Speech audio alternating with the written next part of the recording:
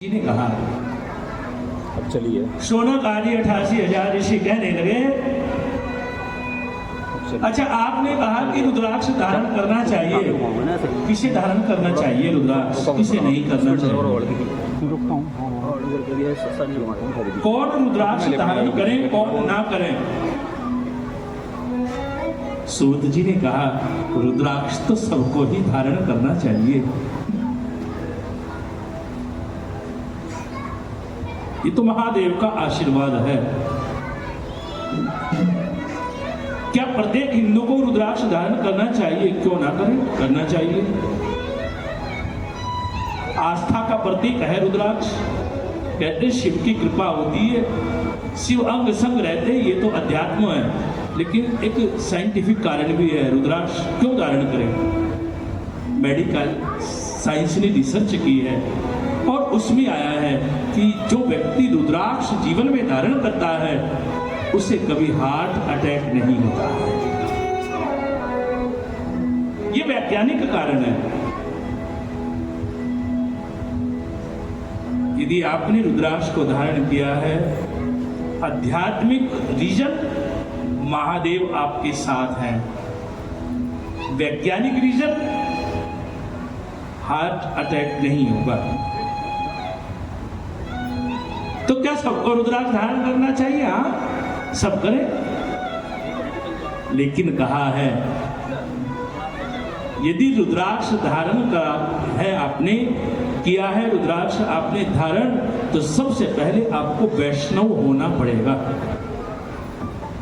रुद्राक्ष तो हमने धारण किया है, सीहोर वाले बाबा का रुद्राक्ष भी लेके आए हैं, फिर भी इच्छा पूरी नहीं हो रही है ना?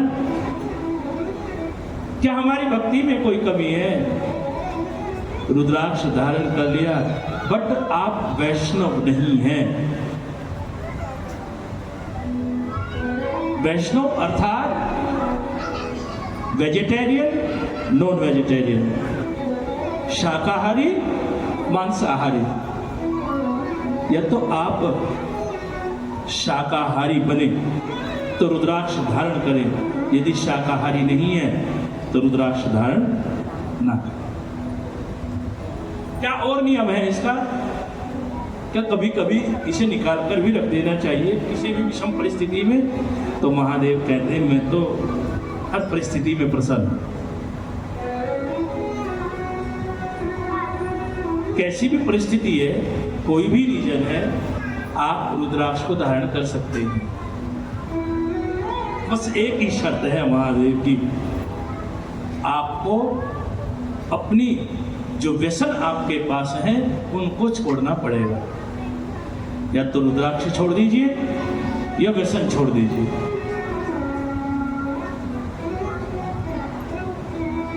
जो धूम्रपान करते हैं, नशा करते हैं और ना जाने क्या क्या खाते हैं, उनको रुद्राक्ष धारण नहीं करना चाहिए। किया है तो फिर महादेव को बनाइए, इन नियमों का पालन करें। कहते रुद्राक्ष धारण किया तो लहसुन प्याज भी मत खाओ।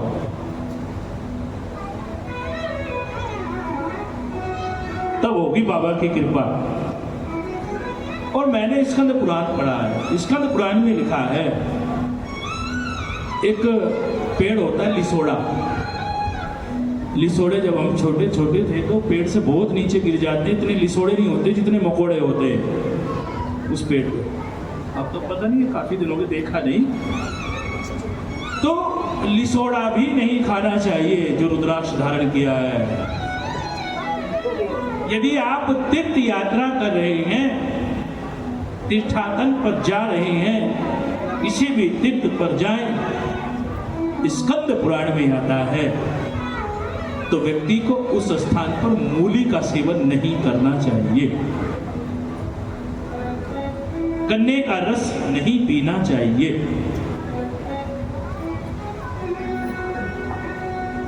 अन्यथा आपकी यात्रा का फल आपको मिलेगा। क्यों नहीं मिलेगा? लेकिन पूर्ण फल नहीं मिलेगा। ये स्कंद पुराण में आया है। पूरे जीवन हम मेहनत करते हैं, भजन करते हैं, उसके बाद भी कभी कभी मन में प्रसन्न आ जाता है। इतने दिन हो गए तपस्या करते हुए, माला जपते हुए, उसके बाद भी घर से निर्धनता नहीं जा रही है। प्रयास बहुत किए हैं, पूरा परिवार परिश्रम कर रहा है, लेकिन जीवन की व्यवस्थाओं को पूर्ण नहीं कर पाए। हर क्षण हर पल निर्धनता हमारे घर के दरवाजे की कुंडी को खटखटा रहे हैं। क्यों है निर्धनता? कैसे होगी निर्धनता दूर? तो कहा है, लिंग पुराण में आया है। लिंग पुराण में वर्णन आता है कि कोई भी कांटों वाली बेल आपके घर में नहीं होनी चाहिए। कोई कांटों वाला पौधा आपके घर में नहीं होना चाहिए। यदि कांटों वाली बेल या पौधा आपके घर में लगा है तो निर्धनता सदैव आपका दरवाजा खटखटाती रहेगी। कभी भी लक्ष्मी की पूर्ति आपके घर में नहीं होगी। ये लिंग पुराण में आया है।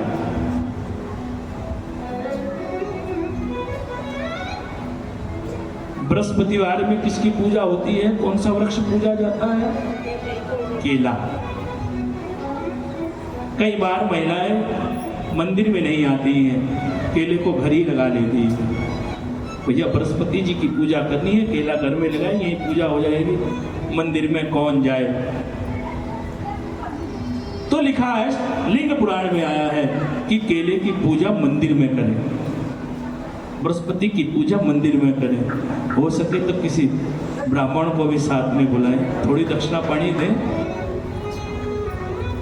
पूजा तो अपने आप भी हम करते हैं, लेकिन पूजा का विधान है कुछ दक्षिणा। चलो पूजा अपने आप करी, तब भी ब्राह्मण को दक्षिणा दें, क्योंकि बिना दक्षिणा के यज्ञ पूरा नहीं होता, कोई भी अनुष्ठान पूर्ण नहीं होता। बोलो जी हर हर, बोलो जी हर हर। तो केले का पेड़ आप मंदिर में लगाएं, वहां आप केले की पूजा करें।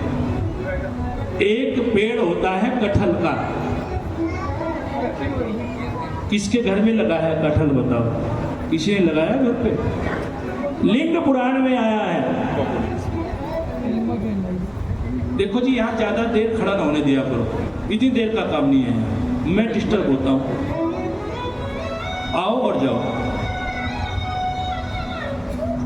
भजन करना बैठ के वहां करो, जितना करना। वहीं दे दूंगा।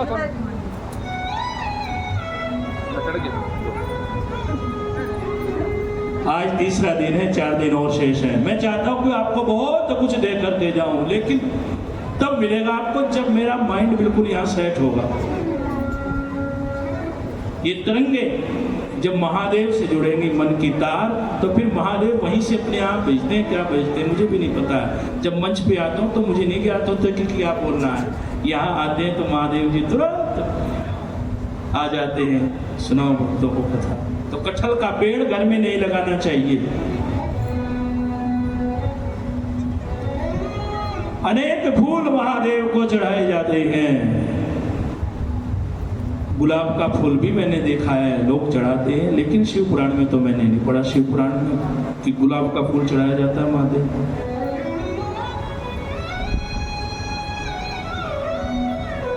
कांटों वाला पौधा घर में मत लगाओ, नहीं तो दरिद्रता कभी नहीं जाएगी, दरवाजा खटखटाती रहेगी। लक्ष्मी की बड़ी बहन है दरिद्रता। सब लिंग पुराण में आता है ये प्रसंग। जहां लक्ष्मी है वहां दरिद्रता नहीं, जहां दरिद्रता है वहां लक्ष्मी नहीं है। ये छोटी छोटी बातें हैं, इनका ध्यान रखो। रुद्राक्ष धारण करें, करना ही चाहिए, लेकिन जो मैंने बोला है लहसुन प्याज का सेवन ना करें। ये क्या है? रुद्राक्ष तो हमने एक मुखी ले लिया कहीं से, और घर में लहसुन प्याज चल रहा। ऊपर से MDH का मसाला भी है उसमें। अब तो और भी फैसिलिटी कर दी MDH वालों ने, 5 रुपए का पाउच आता है छोटा सा। पहले तो 50-100 रुपए का पैकेट लेना पड़ता था, अब तो गरीब से गरीब भी ले भाई 5 रुपए वाला पैकेट, 5-7 दिन चलेगा, फिर 5 खर्च कर दे। जैसा खाओगे है ना वैसा हो जाएगा आपका मन। हमारे पास भक्त आते हैं, गुरु जी महाराज जी हमारा मन बहुत भजन को करता है, मन करता है जब शिव महापुराण सुन के जाते हैं कि 100 माला रोज करेंगे, लेकिन जब माला में बैठते हैं तो आलस्य आ जाता है। भजन क्यों नहीं होता, मन भजन में क्यों नहीं लगता? जब तक आपका भोजन साधारण नहीं होगा। जितना आप मसालों वाला भोजन करेंगे तो इसमें आ जाता है आलस्य। साधारण खाइए ना, क्योंकि साधारण भोजन है तो ज्यादा खाया ही नहीं जाता। यदि अच्छा भोजन नहीं बना घर में, जिस दिन टेस्ट नहीं होता उस दिन क्या कहते हैं 2 ही रोटी बहुत है, और जिस दिन अच्छा मसालेदार भोजन बने उस दिन तो 5 भी हो जाती है। बोलो ना जी हर हर।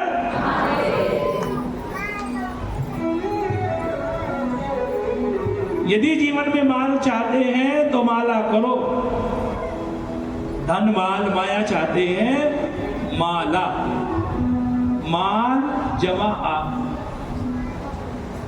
सब चाहते हैं ना माल आ, माल आ, तो शुरू करो माला। कौन से देवता का हम मंत्र कर रहे हैं, कौन सी माला है, इस बात का भी ध्यान रखना पड़ेगा। शिव को प्रसन्न करना है तो शिव का मंत्र जब जपते हैं तो माला कौन सी होनी चाहिए? तुलसी की माला पे शिव का भजन नहीं होता। ये भी हमें ज्ञान करना पड़ेगा। यदि राम जी का मंत्र है तो राम जी का मंत्र यदि जप रहे हैं तो माला कौन सी होनी चाहिए? तुलसी की। तुलसी की माला पे राम जी का मंत्र करें। ओम नमो भगवते, हम कर रहे हैं 12 अक्षर मंत्र, ओम नमो भगवते वासुदेवाय, तो माला कौन सी होनी चाहिए? तब भी तुलसी होनी चाहिए।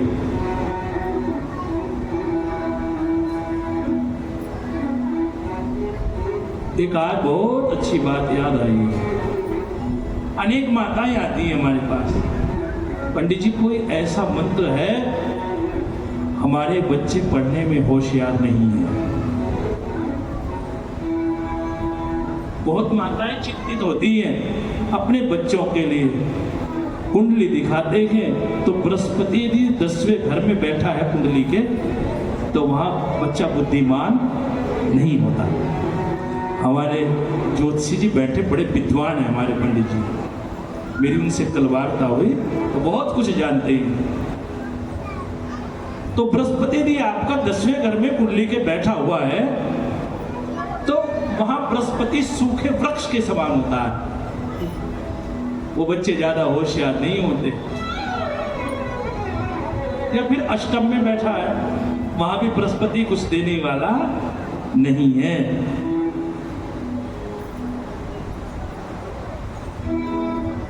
तो बच्चों के लिए माता पिता बड़े चिंतित होते हैं, माताएं बहुत चिंतित होती हैं।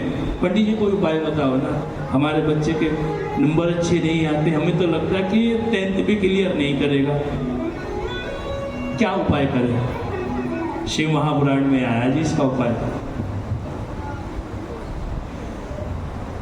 शिव महापुराण में लिखा है, सूत जी सुनाते हुए कथा कहते हैं, शोनाकाती 88,000 ऋषियों से। बोलो जी हर हर। हे बच्चों बैठ जाओ, बस बच्चे तो वहीं बैठ जाए करो पीछे बस।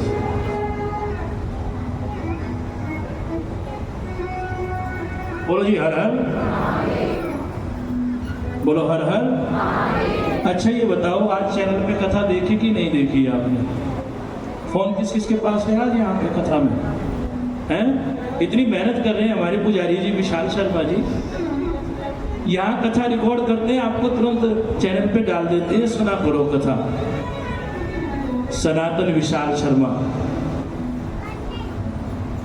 यूट्यूब चैनल, कल की वीडियो पूरी कथा पड़ी है चैनल पर, आप देख सकते हैं। परसों जो कथा हुई वो भी चैनल पर है, और आज की कथा रिकॉर्ड हो रही है। थोड़ा ना स्टैंड के आसपास मत आया करो, थोड़ा वहीं से मत्था टेको चले जाओ। हालांकि नुकसान तो हमारा ना, आगे नहीं आओगे तो फिर समझ गए ना। हाँ। थाली भी तो कम रहेगी ना फिर। बोलो जी हर हर। तो क्या सुना रहा था मैं, क्या उपाय बता रहा था आपको? बोलो। बच्चों को बता रहा था। शिव महापुराण में आया है, यदि बच्चे होशियार नहीं हैं तो उनके माता पिता को क्या करना चाहिए? अपने बच्चों के लिए अपने बच्चों को शिव मंदिर में भेजें और उन्हें एक गिलास दूध देकर भेजें, और वो दूध शक्कर वाला होना चाहिए। शक्कर वाला दूध जब आप बच्चों के हाथ से महादेव को अर्पित कराते हैं तो उससे बृहस्पति उत्तम हो जाता है। ऐसा करने से आपके बच्चों की बुद्धि तीव्र होती है। अपने बच्चों के लिए ये करें, अपने बच्चों को मंदिर में भेजें, शक्कर वाला दूध देकर महादेव को अर्पित करके आओ।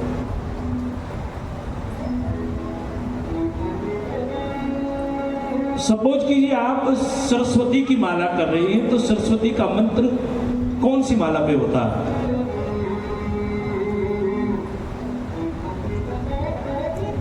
या देवी सर्वभूतेषु बुद्धि रूपेण संस्थिता नमस्तस्यै नमस्तस्यै नमस्तस्यै नमो नमः। कौन सी माला पे करे सरस्वती का मंत्र? तो लिखा स्फटिक की माला होनी चाहिए। स्फटिक की माला पे सरस्वती का मंत्र किया जाता है। जितनी माला उतना माल आ। माल चाहिए ना तो माला माला, जितनी माला उतना माल, उतना ही माल आएगा। रुद्राक्ष धारण करना चाहिए। सूत जी सुना रहे थे कथा, तो शौनक आदि 88,000 ऋषियों ने कहा, अच्छा आपने कहा कि रुद्राक्ष धारण करना चाहिए, कौन सा रुद्राक्ष धारण करना चाहिए? नेपाल वाला रुद्राक्ष, सीहोर वाला रुद्राक्ष, या कहीं से भी ले ले? अरे रुद्राक्ष तो रुद्राक्ष है, आप कहीं से भी ले। आज आप मार्केट में जाए ना, एक मुखी के नाम पे प्लास्टिक वाला रुद्राक्ष बिक रहा है। वो ज्यादा लालच में मत रहा और एक मुखी वाला लेंगे, सब डुप्लीकेट है मार्केट में। एक मुखी रुद्राक्ष तो बहुत समय में किसी एक पेड़ पर आता है। मार्केट में जाए तो आप ढेरों के ढेर मिलेंगे मुखी रुद्राक्ष।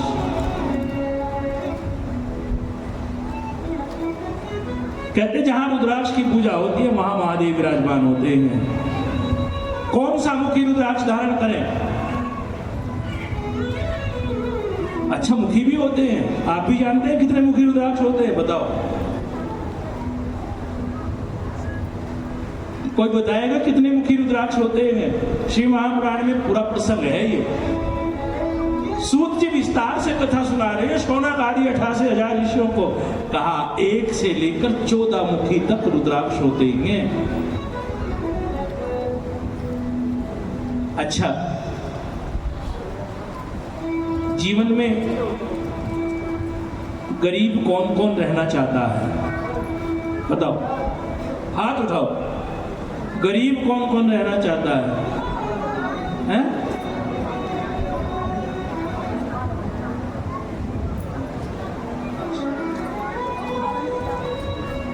छोटे बच्चों को ना वहीं रोक दिया करो पीछे। बोलो जी हर हर। बोलो हर हर। स्टैंड के आसपास से थोड़ा दूर रखो बच्चों को। अमीर कौन कौन होना चाहता है?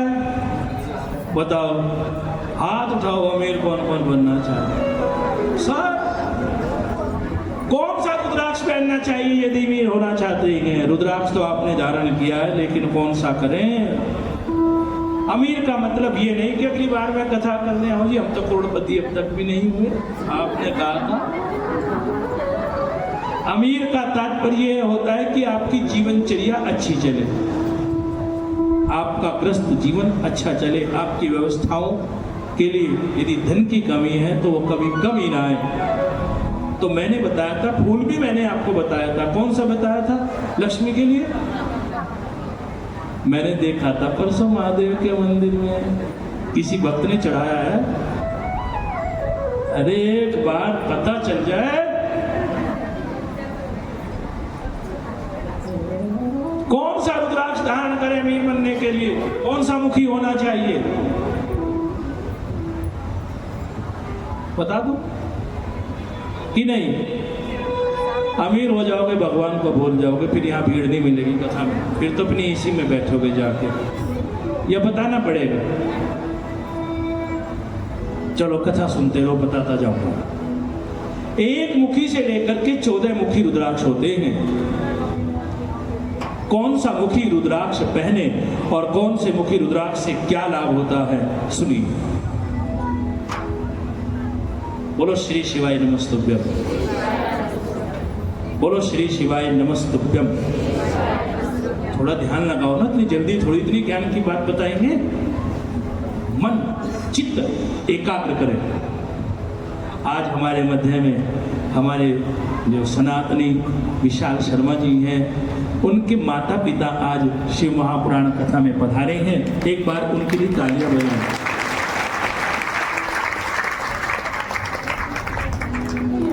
जोर से तालियां बजाएं।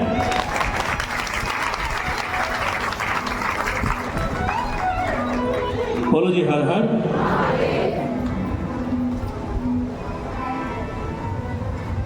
आइए एक भजन सुनाते हैं, उसके बाद रुद्राक्ष की महिमा सुनाएंगे। बोलो हर हर, बोलो हर हर। आज कथा के मध्य हमारे शर्मा जी के माता पिता पधारे हुए हैं, विशाल शर्मा जी भी, उनका हार्दिक अभिनंदन करते हैं व्यासपीठ से। और आइए बड़ा प्यारा भजन गुनगुनाएंगे, उसके बाद आपको सुनाएंगे रुद्राक्ष महिमा। कौन सा मुखी रुद्राक्ष पहनने से क्या होता है, सब बोलेंगे। दिल खो गया, दिल खो गया, दिल खो गया, दिल खो गया। बोलो ना, बोलो जोर से बोलो ना, आनंद नहीं आया। अच्छा ये बताओ, शिव पुराण में आकर के दिल खोया कि नहीं खोया, मन खोया कि नहीं खोया, लगा कि नहीं लगा मन शिव महापुराण में? तो बोलना पड़ेगा दोनों हाथ पर उठा करके, दिल खो गया, दिल खो गया, दिल खो गया, दिल खो गया। बोलो दिल खो गया।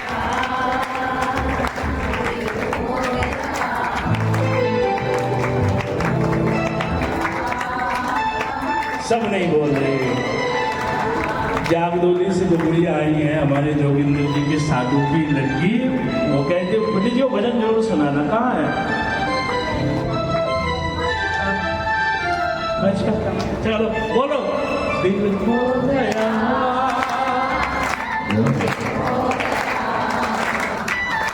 दिल खो गया, दिल खो गया।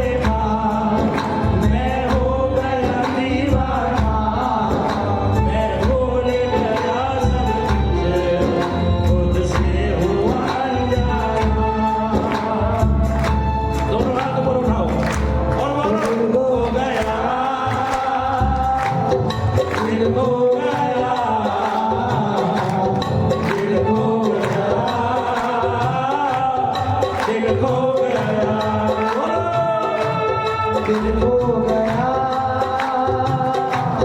दिल खो गया, दिल खो गया, दिल खो गया। ओ भोले बाबा तेरी काशी में, ओ भोले बाबा तेरी काशी में, हाय मेरा दिल खो गया, दिल खो गया, दिल खो गया, दिल खो गया,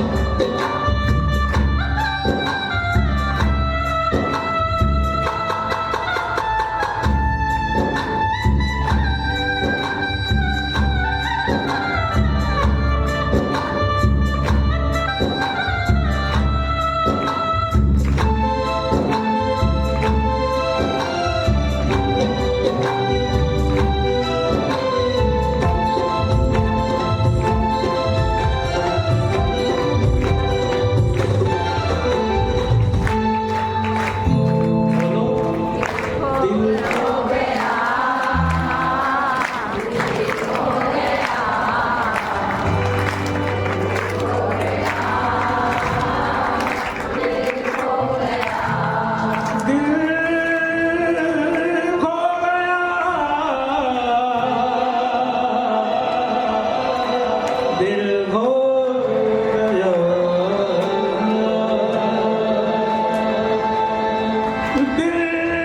खो गया।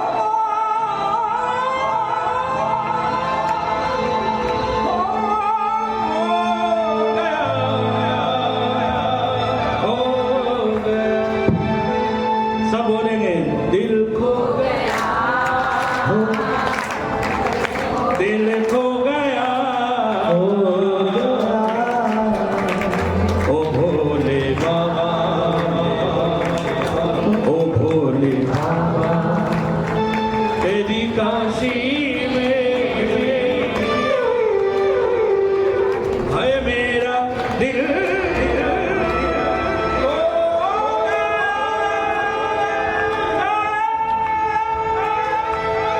बोलो हर हर, बोलो हर हर,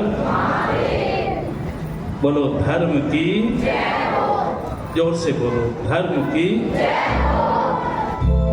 धर्म का प्राणियों में विश्व का, बोलो हर हर। आइए चलते हैं आगे की कथा में। सुन दिखाओ, नीचे दिखाओ, नीचे डाउन। बोलो हर हर,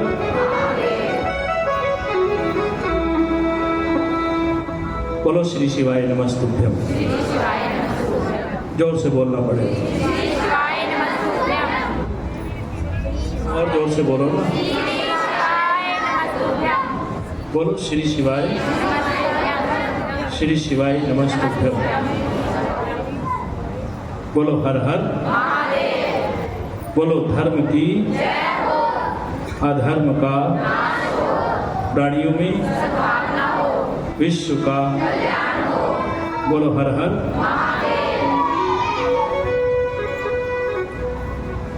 रुद्राक्ष की कथा चल रही थी, आइए उसी रुद्राक्ष की कथा पे चले, उसी तौर पे चले जो पहले थे।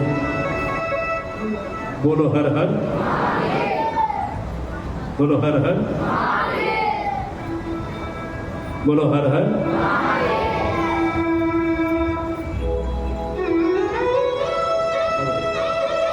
बोलो शौनक आदि 88,000 ऋषि सूत जी से पूछ रहे हैं, आपने कहा है कि रुद्राक्ष धारण करना चाहिए, कौन सा रुद्राक्ष धारण करें हम? कितने मुखी रुद्राक्ष होते हैं। जीवन में कभी निर्धनता हमारे आंगन में न आए तो कौन सा मुखी रुद्राक्ष पहने?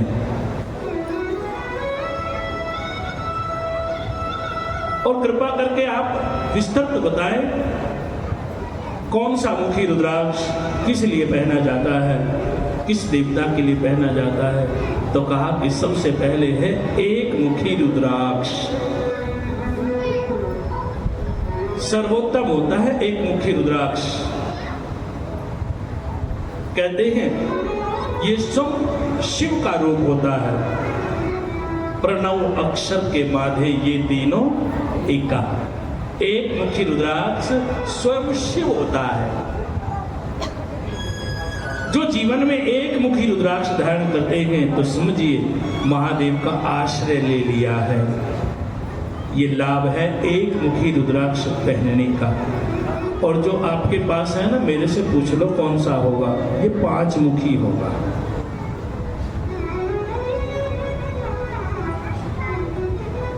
क्योंकि रुद्राक्ष तो आज एक होड़ लगी हुई है ना कि रुद्राक्ष सबके पास होना चाहिए। ये नहीं पता कौन सा है। 2 मुखी रुद्राक्ष। 2 मुखी रुद्राक्ष किस लिए पहना जाता है? कहते हैं जो 2 मुखी रुद्राक्ष होता है ये शिव और पार्वती का रूप होता है। शिव और पार्वती का रूप होता है 2 मुखी रुद्राक्ष। जो 2 मुखी रुद्राक्ष पहनते हैं माता जगदम्बा और शिव अर्धनारीश्वर रूप में सदैव उनके संग रहते हैं। 3 मुखी रुद्राक्ष। बोलो श्री शिवाय नमस्तुभ्यम।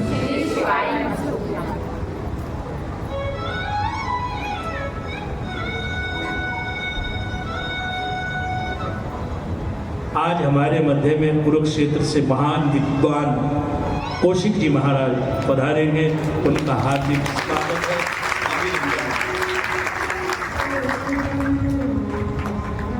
भगवान शिव के उपासक हैं। आपका हार्दिक अभिनंदन।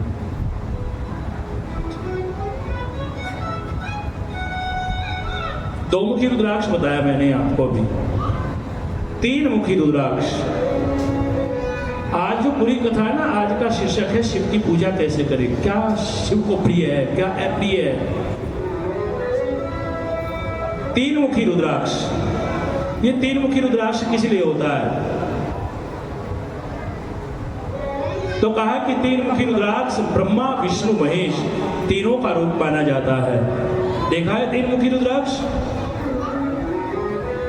किसने देखा है? आज हम बैठे हुए थे अपने जोगिंद्र जी के यहाँ पे, तो बड़ा सुंदर भगवान शिव का स्थान बनाया है घर में। मंदिर तो सभी बनाते हैं। तो वो कहने लगे जी मेरे पास रुद्राक्ष है और ये पेड़ से मिला हुआ रुद्राक्ष है, आप इसको धारण करें, ये बाजारू रुद्राक्ष नहीं है। तो जब मैंने उसको देखा ना, तो बहन जी भी बैठी हुई थी जो हमारी मुख्य यजमान है इस कथा की, जोगिंदर सैनी जी और उनकी धर्मपत्नी किरण सैनी। तो वो कहने लगे गुरु जी रुद्राक्ष ये धारण करो। तो जब मैंने देखा ना, उनको तो ज्ञान नहीं है, शायद इतना पता नहीं है, तो जो मुझे उन्होंने रुद्राक्ष दिया है वो 3 मुखी है। ब्रह्मा विष्णु महेश का स्वरूप स्वयं होता है 3 मुखी रुद्राक्ष में। तो जो 3 मुखी रुद्राक्ष धारण करते हैं जीवन में, उन पर ब्रह्मा विष्णु और महेश तीनों की कृपा हो जाती है। 4 मुखी रुद्राक्ष किसका स्वरूप होता है बताइए? यदि आप जानते हैं तो tell me, if you know then tell me. 4 मुखी रुद्राक्ष। 4 मुख किसके हैं बताओ? कौन से देवता के हैं? अच्छा ये बताओ ब्रह्मा जी के कितने मुख थे? अब 4 मुख कह रहे हो आप।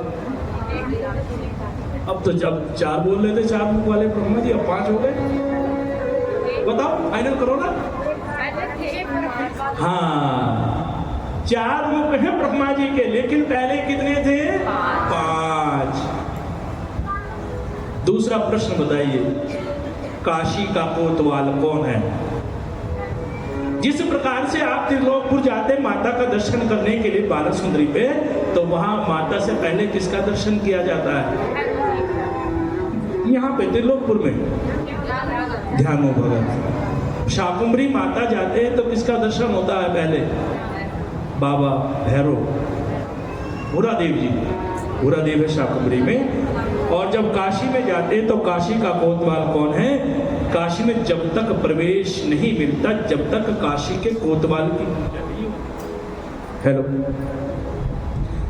काशी के कोतवाल की पूजा जब तक नहीं हो पाती तब तक शिव की पूजा पूर्ण नहीं मानी जाती है।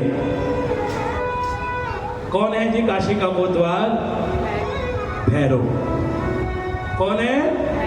बाबा भैरव। कहां से आए बाबा भैरव? जानते हो ये भैरव कौन है? एक बार ब्रह्मा जी को ऐसे ही अभिमान हो गया। अभिमान तो ना जाने कब किसे हो जाए, क्या अहंकार हो जाए। और भगवान कहते हैं मोहे कपट छन छिद्र न भावा, निर्मल मन जन सोई मोहि पावा। यदि आप मुझे पाना चाहते हैं तो प्रभु ने कहा कि आप छल कपट को छोड़ दो। ब्रह्मा जी को अहंकार हुआ तो वहां महादेव प्रकट हो गए।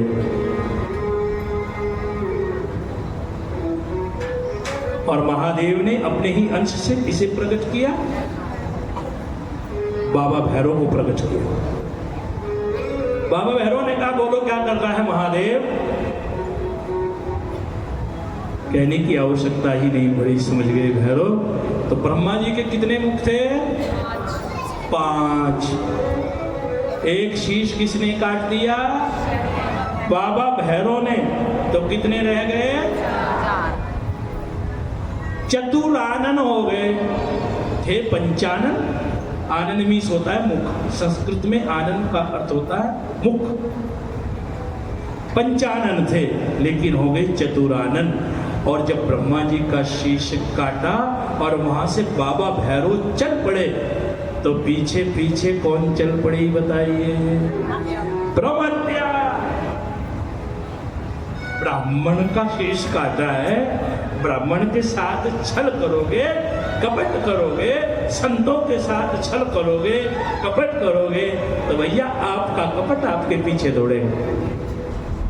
मैंने कल भी बोला था ना, करने आपे अपने के नेड़े के दूर, चंगियाइयां बुरियाइयां वाचे धर्म हुदूर। पीछे पीछे ब्रह्म हत्या लगी भैरव के। अब जहां भी भैरव जाते हैं ब्रह्म हत्या पीछा नहीं छोड़ती है। 3 लोक 14 भवन में भ्रमण करते रहे लेकिन फिर भी बाबा भैरव की रक्षा किसी ने नहीं की। तो भैया जब कोई नहीं आता काम तो फिर कौन आते हैं? संत।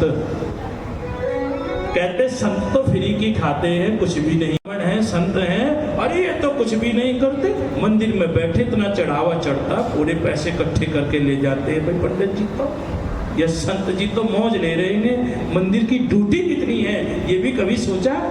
एक दिन मंदिर की आश्रम की ड्यूटी देखे आप।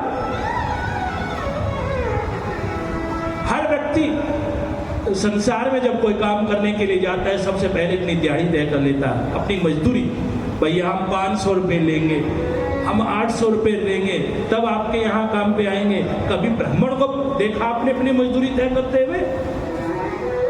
1 महीने पहले आप निमंत्रण दे देते हैं, हमारे यहाँ सत्यनारायण की कथा है जी, आ जाना। ब्राह्मण देवते ने कहा मेरी भी तो दिहाड़ी 500 की होनी चाहिए कम से कम। आप 100 रुपये दे के पल्ला झाड़ लो, पंडित जी बहुत है 100 रुपये, 100 में कुछ होता है क्या? आप किसी के यहाँ काम करो 100 रुपये में। और पंडित जी ने भी थोड़ा सा मुख खोल दिया, कम है जी, और सारा घर तुम्हें लुटाते। अरे घर मत लुटाओ, पर पंडित जी का घर भी तो चला दो। भाई हम भी इसी में आ गए, आप ये मत समझ रहे विशाल जी के लिए बोल रहे हैं, हम भी तो इसमें ही हैं, है जी। हाँ बोलो, वो तो विशाल जी कह रहे हम हो जाए, वो तो मुझे लगता भी उनके लिबास से, उनके ढंग से कि पैसे खूब हैं उनके पास।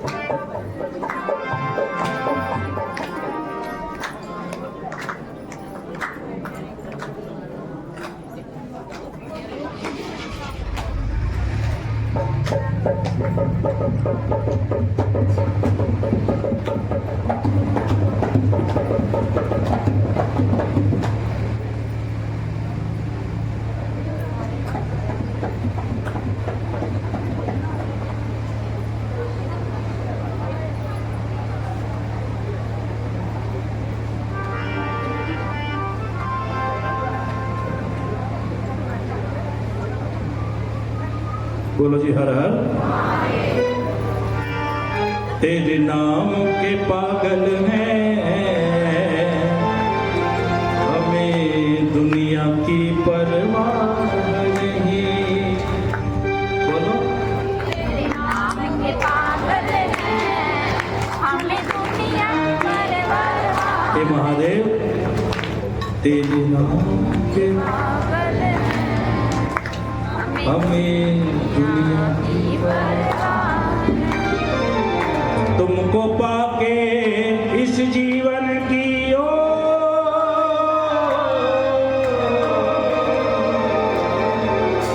बोला हर ताली बजाओ ना। आओ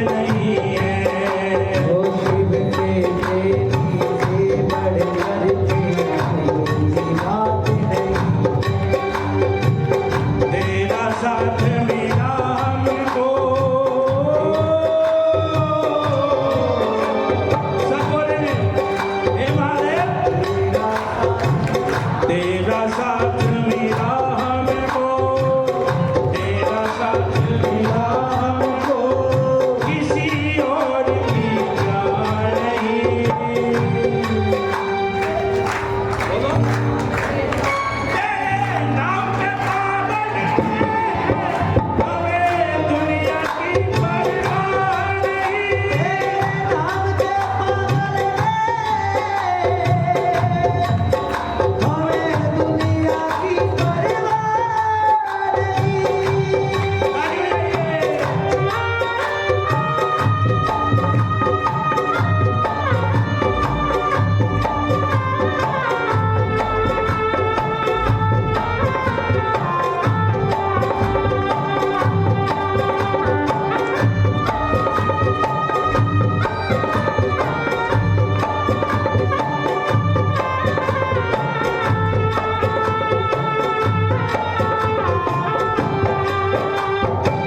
हर दिन हर दिल तेरे प्रेम की मस्ती चढ़ती जाए, हर दिन हर पल तेरे प्रेम की मस्ती चढ़ती जाए।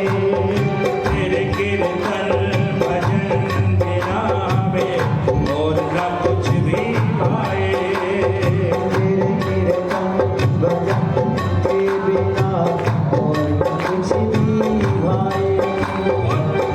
तेरा रंग चढ़ा हम पर, ओ तेरा रंग चढ़ा हम पर, किसी रंग की जान नहीं।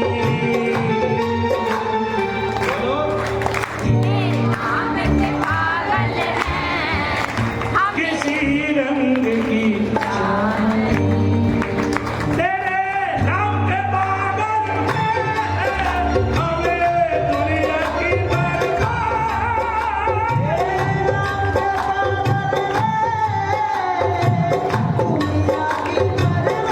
सब तेरे नाम के पागल हैं, हमें दुनिया की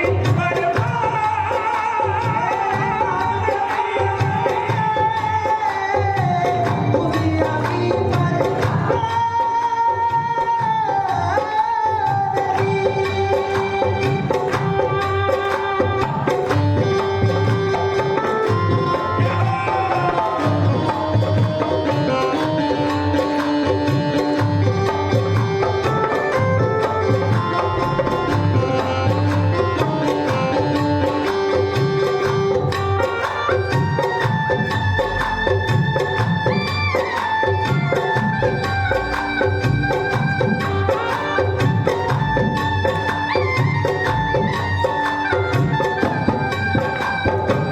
शिव से रिश्ता जोड़ के मोहित माला माल हुए हैं। ओ शिव से रिश्ता जोड़ के संगत माला माल हुई है। शिव के थोड़ा करीब आके हम निहाल हुए हैं। ओ शिव के थोड़ा करीब आकर हम निहाल हुए हैं। हमें इतना मिला सम्मान किसी और ईमान की क्या नहीं। हमें इतना मिला सम्मान किसी और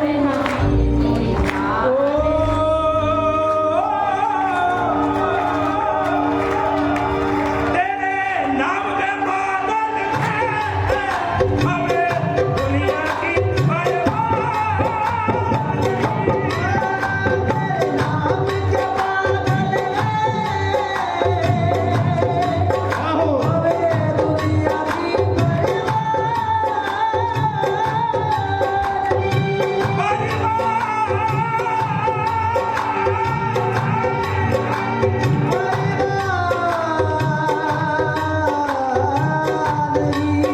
तेरे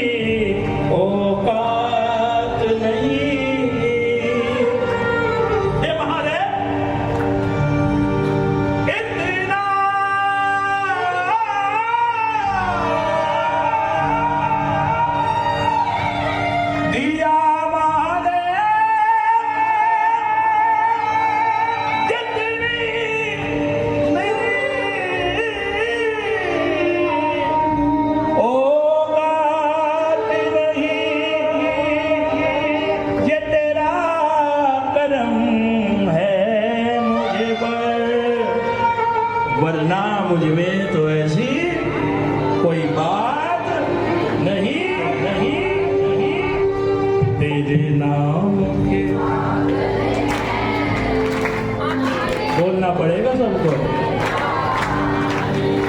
तेरे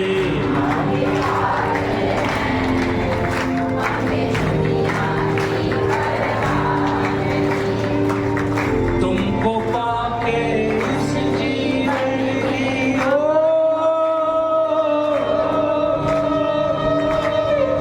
तुमको पाके इस जीवन की अब तो कोई तुमको पाके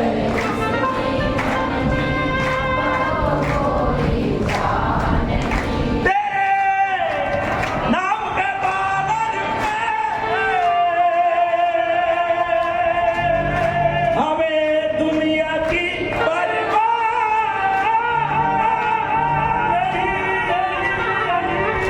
बोलो हर हर महादेव, बोलो हर हर, बोलो धर्म की अधर्म का प्राणियों में विश्व का, बोलो हर हर, बोलो जी हर हर।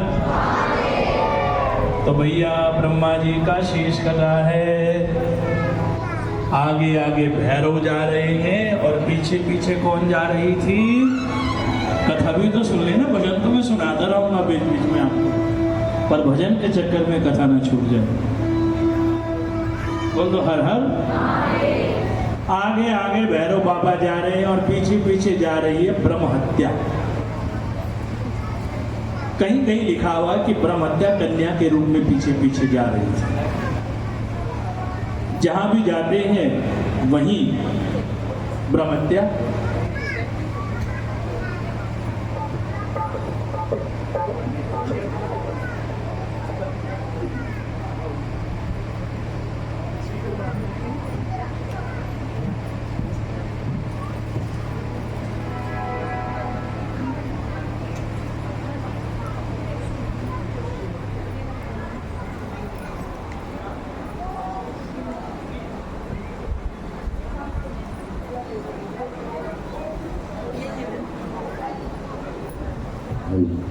बोलो जी हर हर।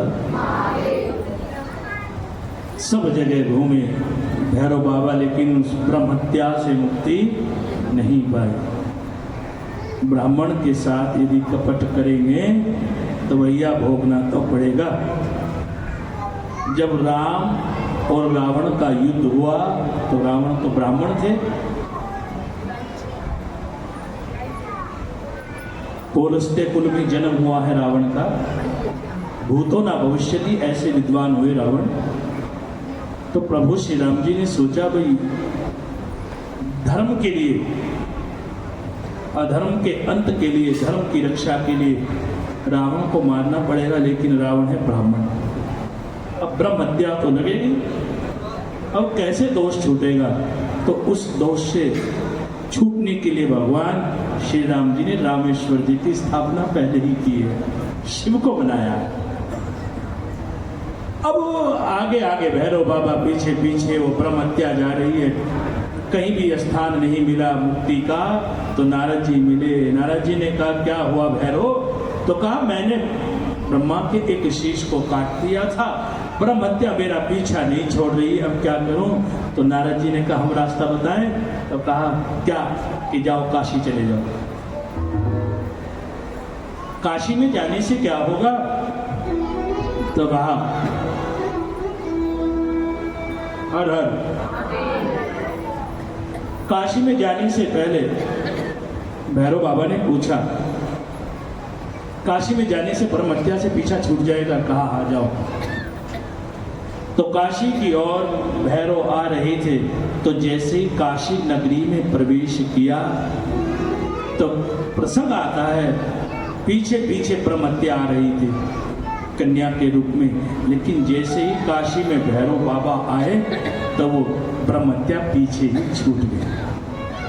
अर्थात जीवन में कोई भी पाप किया है, भूल से हुआ हो, जाने में हुआ हो, अनजाने में हुआ हो, लेकिन एक बार जीवन में जो बाबा विश्वनाथ के दर्शन कर लेता है।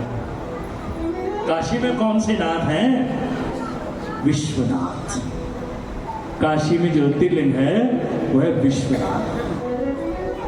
जो विश्वनाथ के दर्शन करता है, जो महादेव की पूजा करता है काशी में जाकर, और मात्र एक रात्रि का निवास यदि काशी में हो जाए तो उस व्यक्ति के सब पाप धुल जाते हैं और वो अंत में महादेव की शरण में चला जाता है। लेकिन हमने काशी में शिव के दर्शन किए तो भैरव बाबा जब आए तो उन्होंने भी महादेव की पूजा की। महादेव ने कहा, भैरव आज के बाद जब कोई मेरा दर्शन करेगा, लेकिन मेरे दर्शन से पहले या बाद में जब तक वो तेरा दर्शन नहीं करेगा, उसकी काशी की यात्रा को पूरा नहीं माना जाएगा, उसे काशी की यात्रा का फल नहीं मिलेगा। इसलिए आज जो भक्त काशी जाते हैं तो वहाँ विराजमान है भैरव बाबा। कौन कौन गया है जी काशी?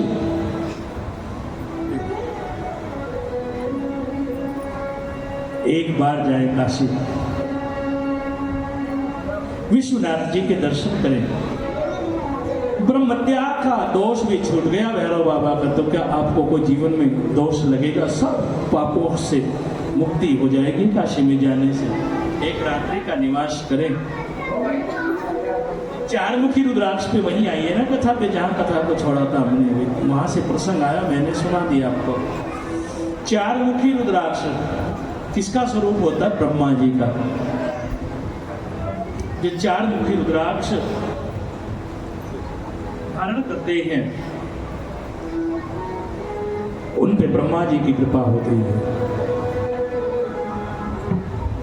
ब्राह्मण को चार मुखी रुद्राक्ष अवश्य धारण करना चाहिए, क्योंकि चारों वेदों के ज्ञाता है ब्रह्मा। चार वेद हैं, चार दिशाएं हैं, चार फल हैं। बताओ चार फल कौन कौन से हैं? कोई बताएगा चार फलों के नाम? बताओ। आम, चीकू, केला नहीं? हाँ ठीक है। चार फल कौन से हैं? धर्म, अर्थ, काम। याद नहीं तुम्हें? जब हनुमान चालीसा करते हैं उसमें आता है, श्री गुरु चरण सरोज रज निज मन मुकुर सुधारी, बरनउँ रघुवर बिमल जसु, जो दायक फल चारी। चार नहीं है, चार ही है। हनुमान चालीसा में सब चार बोलते हैं, चारी। चार फल मिल जाते हैं। चार फल बताइए कौन कौन से हैं? धर्म, अर्थ, काम, मोक्ष। जो चार मुखी रुद्राक्ष धारण करता है उसे धर्म, अर्थ, काम, मोक्ष सब कुछ प्राप्त हो जाता है। ऐसा है चार मुखी रुद्राक्ष। पांच मुखी रुद्राक्ष।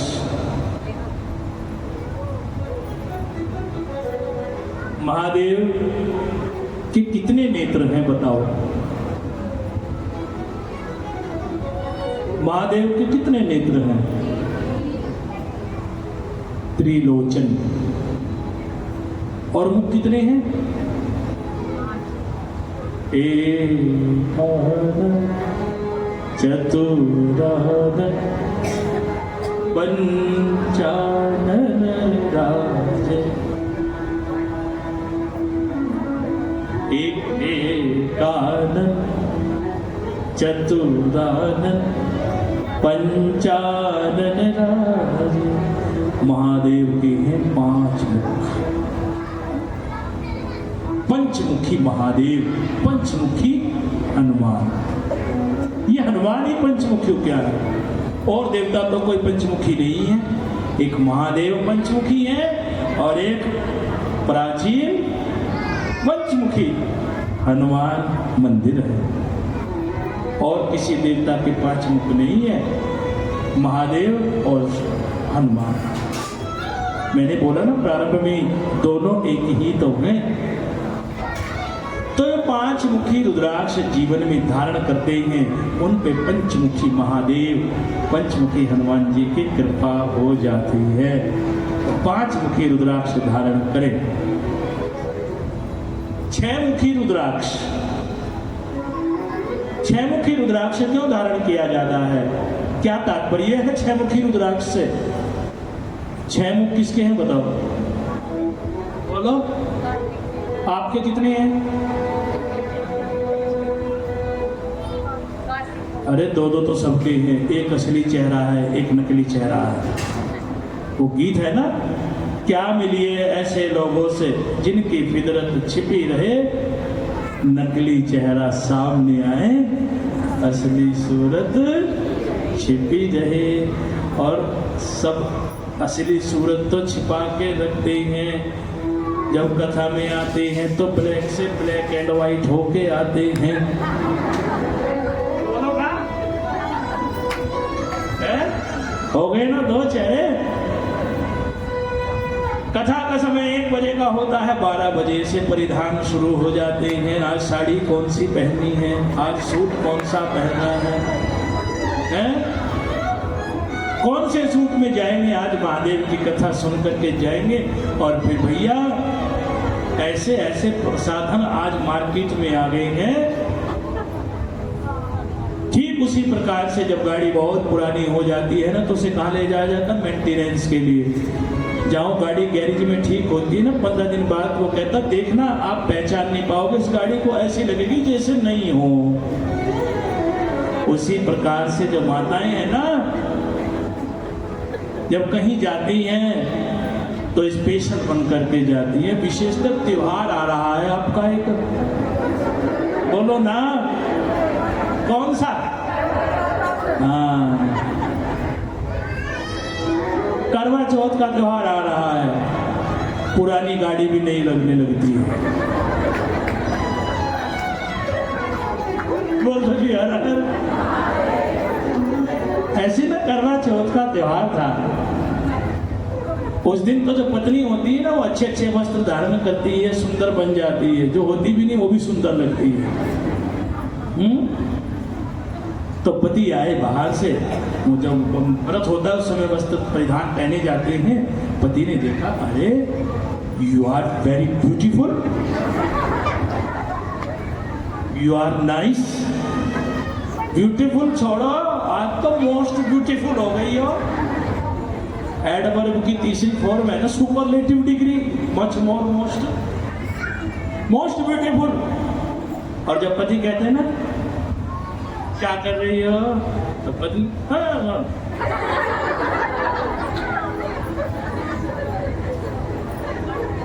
अरे सुनो तो सही, उस दिन तो पत्नी के भाव बढ़ जाते, बात ना करो मुझसे। तो कुछ तो होती है प्यार वाली, और बहुत सी पत्नी ऐसी होती बड़ी नकचढ़ी होती है। पति पत्नी तो है लेकिन गुस्सा बहुत होता है। बहुत सी पत्नी में जो होती है किसी किसी की, बहुत सी तो प्यार वाली होती है, प्यार से रहती हैं, बहुत सी लड़ने वाली होती है। तो ऐसे स्वभाव की थी एक देवी जी, व्रत रखा हुआ था। पति ने प्यार में कहा, क्या कर रही हो आज, तो बड़ी सुंदर बन रही हो। तो बताओ उसने क्या कहा, क्या करती? अरे कुछ तो कर रही हो आज, इतने सुंदर वस्त्र पहने, क्या है, क्या कर रही हो? तेरा सापा पहनी हूं।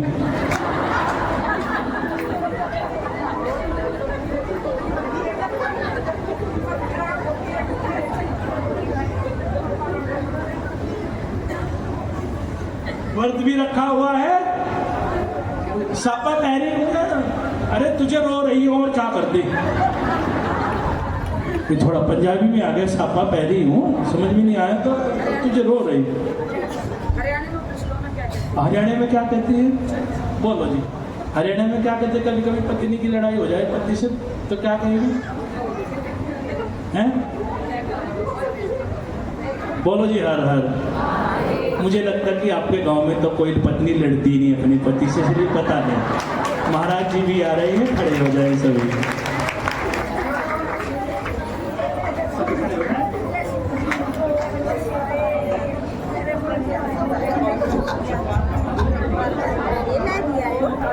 अच्छा करा वहाँ मत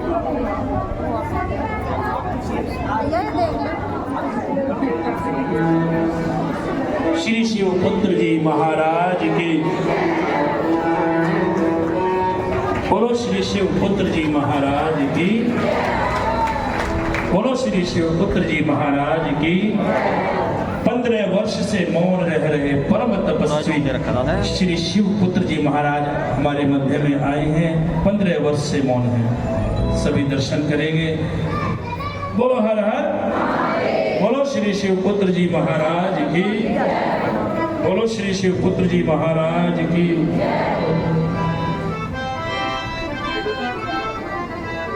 बोलो श्री शिवपुत्र जी महाराज की, बोलो श्री शिवपुत्र जी महाराज की।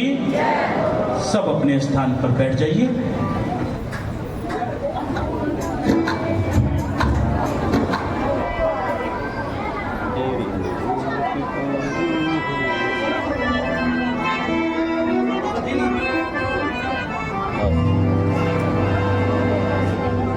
बोलो जी हर हर।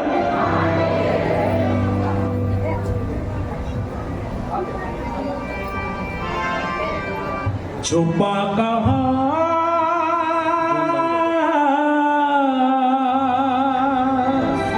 बोलो हर हर,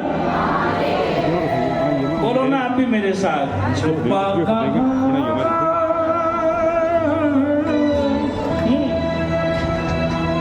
बोलो हर हर,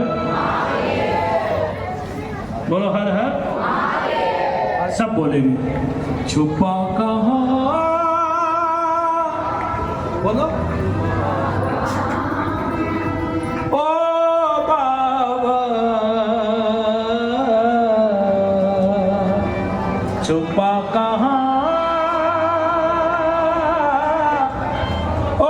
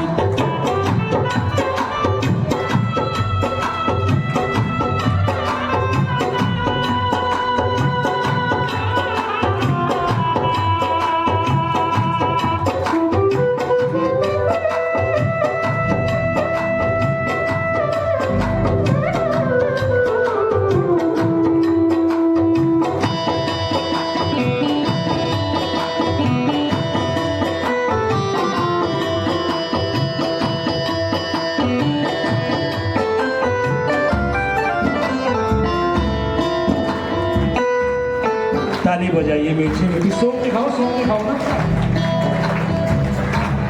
छुपा कहाँ ओ बाबा, डमरू वाले आजा, तेरी याद सदा, तेरा ये भरोसा नहीं टूटेगा।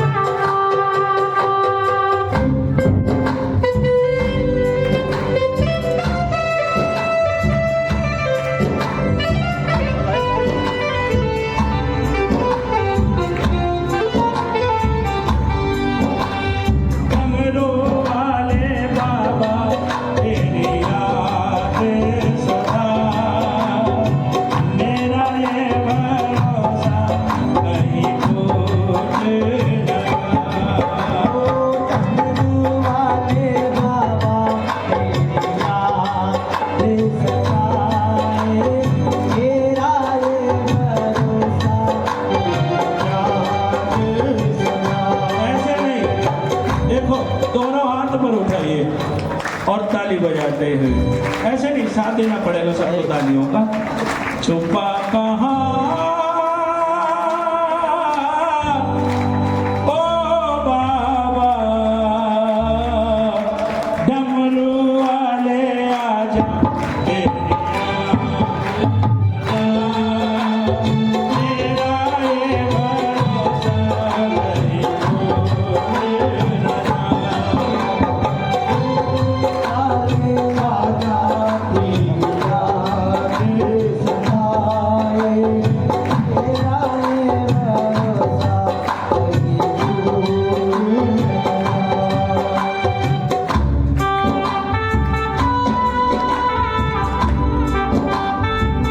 दिन 7 फूल आपको फूल करके जाएंगे लक्ष्मी से, पर फूल चढ़ाते रहना। आज का फूल कौन सा है? धतूरे का फूल। धतूरे का फूल जो महादेव को चढ़ाते हैं, उन्हें क्या मिलता है?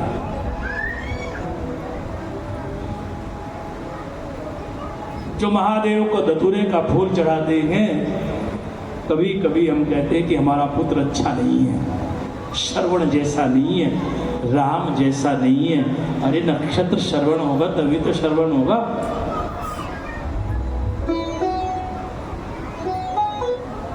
धतूरे का फूल सब चढ़ाइए, क्योंकि बेटा सबके घर में है। लेकिन यदि आप सुपुत्र चाहते हैं तो धतूरे का फूल महादेव को चढ़ाएं। जो महादेव को धतूरे का फूल चढ़ाते हैं, उनका पुत्र श्रवण जैसा होता है, राम जैसा होता है। अच्छा पुत्र पाने के लिए महादेव को धतूरे का फूल चढ़ाना चाहिए। जिस घर में लगे कि पुत्र माता पिता का सम्मान नहीं कर रहा है, निरादर करता है, ऐसे माता पिता को भी महादेव को 41 दिन धतूरे का फूल चढ़ाना चाहिए।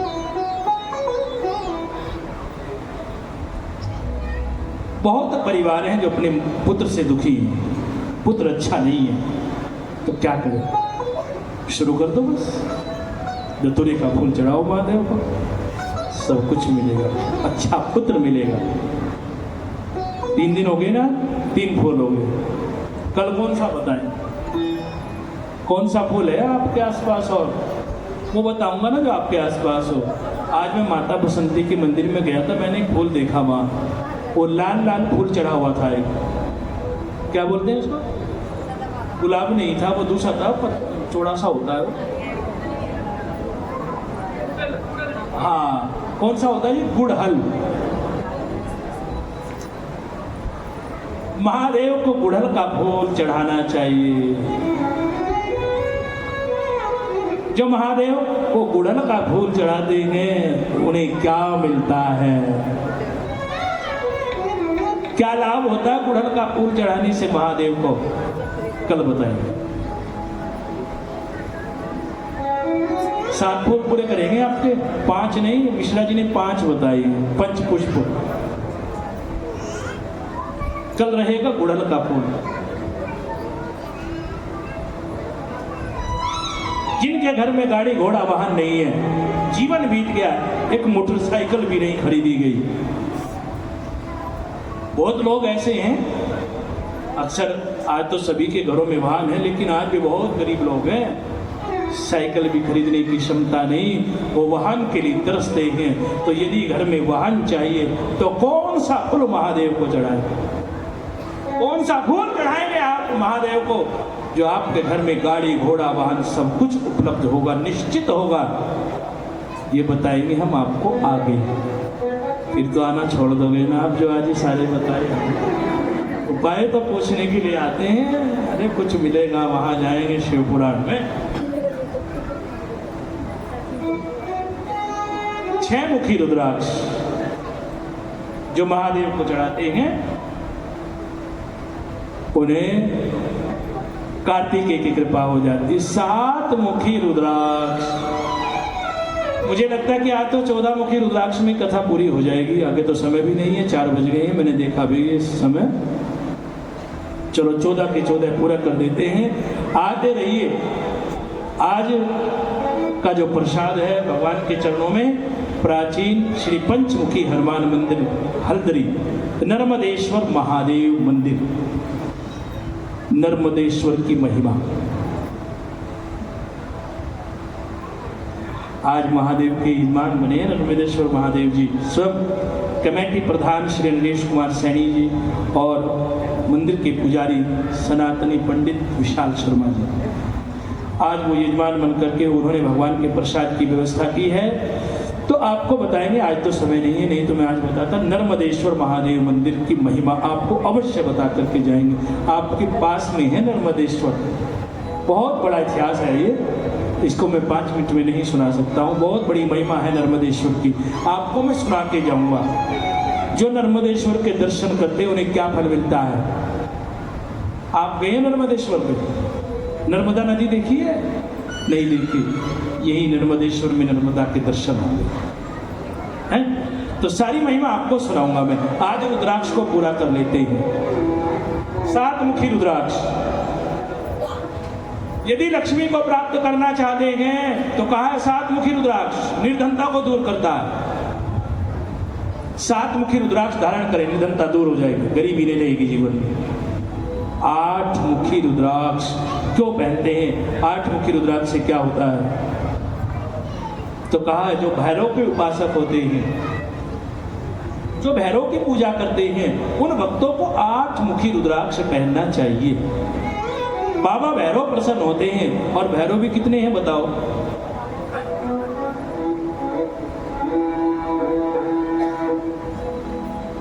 ऐसा कहा जाता 52 भैरव 56 गलवे। भैरव तो बहुत है, एक ही भैरव नहीं है। एक काल भैरव है, अष्ट भैरव भी है, अनेक रूप हैं भैरव बाबा के। तो जो 8 मुखी रुद्राक्ष धारण करता है भैरव की कृपा हो जाती है। 9 मुखी रुद्राक्ष, 9 मुखी रुद्राक्ष धारण करने से क्या होगा? जो 9 मुखी रुद्राक्ष धारण करते हैं उन पे 9 दुर्गा की कृपा हो जाती है। 9 मुखी रुद्राक्ष 9 दुर्गा का स्वरूप होता है। यदि माता के उपासक हैं आप, बोलो बसंती माता की, बोलो बसंती माता की। कल सुनाएंगे माता का भजन आपको, आज समय नहीं रहा क्योंकि 4:30 तो फिर आपको चिंता हो जाती है ना, टाइम हो जाता है काहे का दाल। 7 मुखी रुद्राक्ष 9 हो गए हैं, 10 मुखी पे आइए। 10 मुखी रुद्राक्ष पहनने से क्या लाभ होता है? तो कहा है 10 मुखी रुद्राक्ष किसका स्वरूप माना जाता है? शांताकारं भुजगशयनं पद्मनाभं सुरेशं विश्वधारं गगनसदर्शं मेघवर्णं शुभांगं लक्ष्मीकान्तं कमलनयनं योगिनिद्रानगम्यं वन्दे विष्णु भवभयहरं सर्वलोकैकनाथं। भगवान विष्णु का एक नाम है कमल नयनम। क्यों कहा जाता है? सहस्त्र कमल। एक बार विष्णु जी ने जब भगवान महादेव की आराधना की तो सहस्त्र कमल महादेव को समर्पित करने का विचार बनाया। एक एक फूल चढ़ा रहे थे, महादेव ने परीक्षा ली, एक फूल कम हो गया। भगवान विष्णु जी रोने लगे, मेरी तपस्या तो अधूरी रह गई, एक फूल कम रह गया है। तो अपना नेत्र निकालकर महादेव को चढ़ाने लगे। तो महादेव प्रकट हो गए, विष्णु हम तुम्हारी भक्ति से प्रसन्न हैं। एक पुष्प हमने ही कम किया था आपकी परीक्षा के लिए। हम आपको एक चक्र प्रदान करते हैं जिसका नाम है सुदर्शन।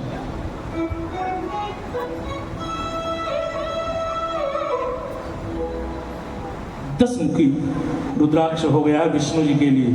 11 मुखी रुद्राक्ष, ये भी रुद्र का रूप होता है, भगवान शिव का रूप माना जाता है 11 मुखी रुद्राक्ष। आगे चले 12 मुखी। 12 मुखी रुद्राक्ष कहाँ पहनना चाहिए? आपने देखा होगा जो अखाड़े के संत होते हैं उनके बालों में रुद्राक्ष होते हैं, उनकी जटाओं में रुद्राक्ष होते हैं, जटाओं में रुद्राक्ष धारण करते हैं। केश प्रदेश साधु संतों की भाषा में बोलते हैं केश प्रदेश। केश प्रदेश में 12 मुखी रुद्राक्ष धारण किया जाता है। 13 मुखी रुद्राक्ष भी महादेव का ही स्वरूप है। और अंत में आता है 14 मुखी रुद्राक्ष।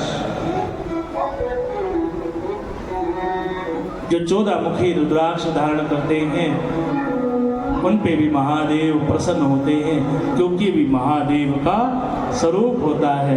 ये 14 मुखी रुद्राक्ष आप भी धारण कर सकते हैं। और यदि करना है निर्धनता को दूर करने के लिए धारण, तो करें 7 मुखी रुद्राक्ष।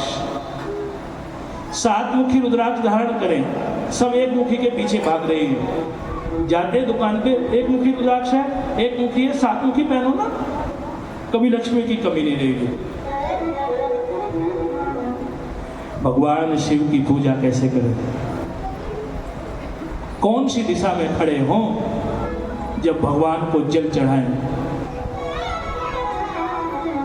कौन सी दिशा उत्तम है? महादेव को जो चावल चढ़ाते हैं उन्हें क्या मिलता है? जो महादेव को शर्करा चढ़ाते हैं उन्हें क्या मिलता है? महादेव को जो शहद अर्पण करते हैं उन्हें क्या मिलता है? सबसे उत्तम तिथि कौन सी है जिसमें महादेव का रुद्र अभिषेक करें? अति उत्तम फल मिलता है।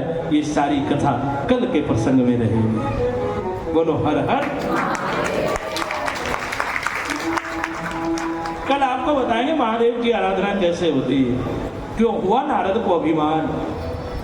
क्यों गए पिता ब्रह्मा के पास और ब्रह्मा से कहा पिताश्री मुझे भी आप शिव महापुराण कथा सुनाओ। हनुमान कौन है? ये सब कथा कल के प्रसंग में सुनाएंगे। बोलो जी हर हर। आज की कथा को यही विराम देते हैं। श्री शिवाय। जोर से बोलो जी। 5 बार बोलेंगे। श्री शिवाय नमस्तुभ्यम, श्री शिवाय नमस्तुभ्यम, श्री शिवाय नमस्तुभ्यम, श्री शिवाय, श्री शिवाय। जो महादेव की कथा श्रवण करते हैं उनका कल्याण होता है। महाराज जी कह रहे जी एक भजन और सुना दो। महाराज जी की इच्छा हुई है कि एक भजन सुना दो। मैंने चलो ये सुनाते हैं। हम अच्छी बात, आप भी सुनोगे कि महाराज जी का भी संदेश आपको सुनना है। अभी वो भी आप दर्शन करेंगे महाराज जी के प्रवचन का। आइए उससे पहले एक भजन सभी गाते हैं।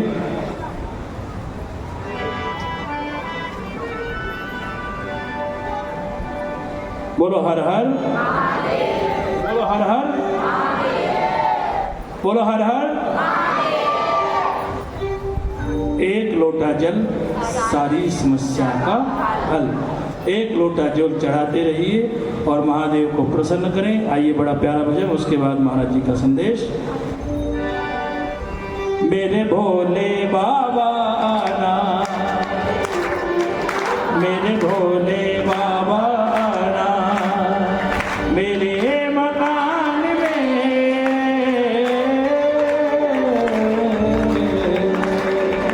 बोलो ना।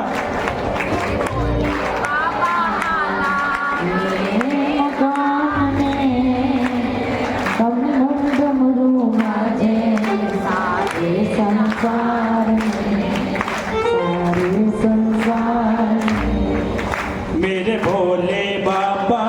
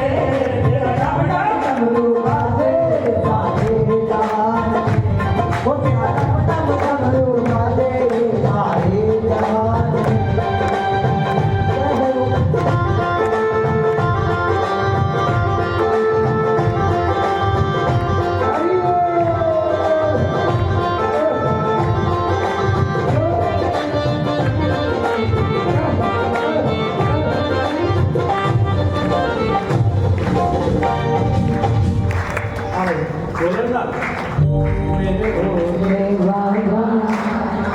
हो जाओ ना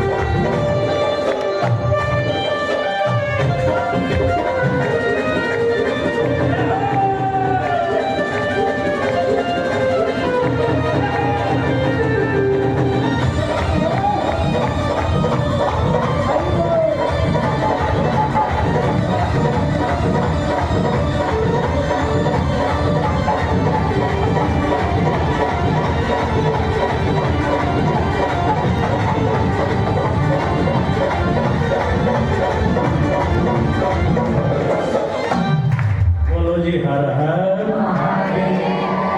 बोलो नर्मदेश्वर भगवान की बोलो पंचमुखी हनुमान की बोलो अविनाशी महाराज की बोलो शंकर भगवान की आइए आगे महाराज जी का सुंदर उपदेश आप कुछ कमी होती है। हो सकता है जिस संत को आप गुरु मानते हो और आप कुछ सामाजिक इच्छाएं पूरी करना चाहते हो और वो आपको ना मिले तो आपका मन उस संत से टूट सकता है। आप फिर कहीं और जाओगे। बहुत बार ऐसा भी होता है जहाँ कुछ भी भक्ति शक्ति कोई ज्ञान भी नहीं, वहाँ जाकर कुछ थोड़ा सांसारिक लाभ मिल जाता है, फिर उससे ही सब कुछ मान बैठते हो। हमारा कहने का मतलब यही है कि संत से नाम लो और उस नाम से जुड़ जाओ। उस नाम में ही गुरु भगवान सब देवी देवता हैं। हमने ऐसे लोग भी देखे गुरु बनाकर गुरु से ही जुड़े, उसे ही परमात्मा मानने लगते हैं, भगवान को भी भूल जाते हैं। बहुत से ऐसे गुरु हैं उनके शिष्य भगवान राम कृष्ण का भी अपमान तक करते हैं। दुनिया में पाखंड बहुत है, राम कृष्ण से बड़ा तो कोई हुआ ही नहीं। जो ज्ञान भगवान राम कृष्ण जी ने दिया है उस ज्ञान का 5% भी ज्ञान किसी संत के पास नहीं है। जब इंसान भगवान से बड़ा बनने लगता है तब उसका पतन ही होता है, उसे माटी में मिला देते हैं भगवान जी। जो शक्ति भगवान कृष्ण ऋषि मुनियों के पास थी वो किसी के पास है क्या? वो ज्ञान शक्ति किसी के पास नहीं है। ज्ञान शक्ति तो दूर की बात है, सच्चाई भी नहीं है। संतों से जरूर जुड़ो, धर्म से जुड़ो। संत से जुड़ने पर उस परम पिता परमात्मा के बन जाओ। संत से प्रेम होना चाहिए। संत ही ऐसे होते हैं जो हमारा भला चाहते हैं, कल्याण चाहते हैं। संत की सेवा, संत का प्रेम, संत का साथ बड़े भाग्य से मिलता है। संत से नाम लो और भगवान जी से जुड़ जाओ।